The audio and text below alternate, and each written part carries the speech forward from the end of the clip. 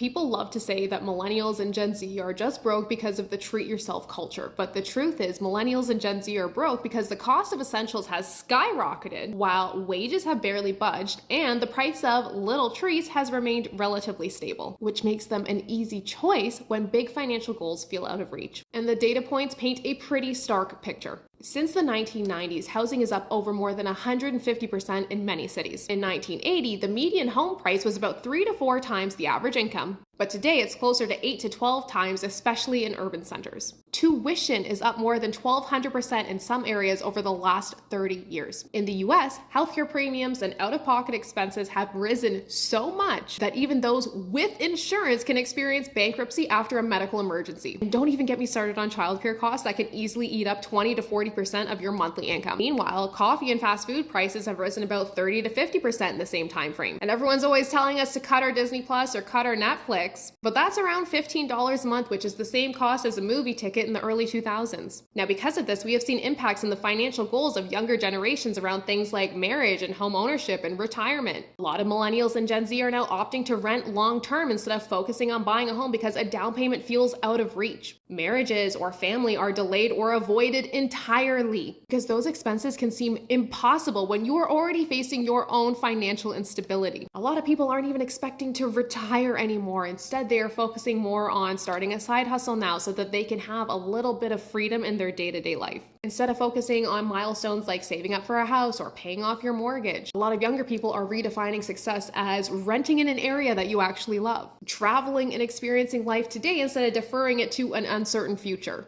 Or like I said, creating freedom today through side hustles or remote work. So those indulgences and the treat culture that I talked about earlier, like a $6 latte or brunch with your friends, those aren't necessarily signs of financial irresponsibility. They are emotional survival tools in a world where these bigger financial goals seem really out of reach. And this creates this psychological cycle where these small treats, right, that $5 coffee, become the only accessible way to feel real progress or joy. In the past, saving for a down payment might have felt like a 5 to 10 year goal. But for many, they're feeling like it's gonna take me 20 or 30 years. And when the future feels too uncertain or unachievable, the brain focuses on what can provide happiness today. Experiences, comfort, small indulgences. And not only that, but the narrative that Gen Z and millennials just spend too much money. They are just financially irresponsible. Reinforces a scarcity mindset where people feel guilt and shame around their spending. It makes them feel like they never have enough, even when they are earning more. And this can lead to emotional overspending. Life isn't supposed to be about deprivation.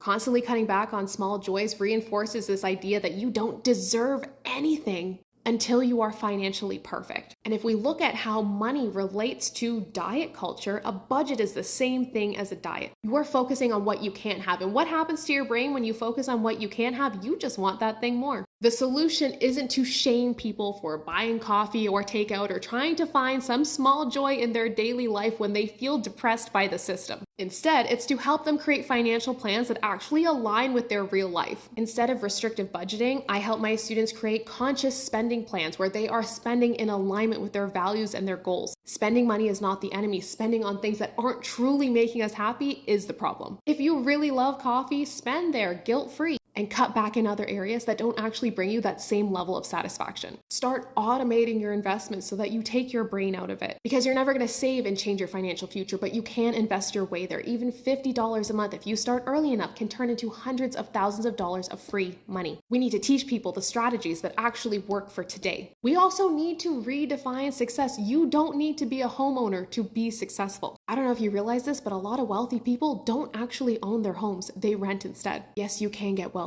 renting. And what we really need to be doing is advocating for systemic change. Support policies around affordable housing, fixing the student loan crisis. These things can actually be a lot more meaningful than telling somebody not to buy a $5 coffee. Because it's not about the latte, it's about the broken system. Gen Z and millennials don't need another article telling them to stop spending. What they need is a real conversation around why financial security feels so out of reach, and then actual tactical moves that they can make today so that they can focus on building wealth in a way that aligns with their personal financial values and goals. No one ever got rich by not buying a $5 coffee, but they did get rich investing into the company that sells the coffee. Systemic change and financial literacy, that's how we fix this.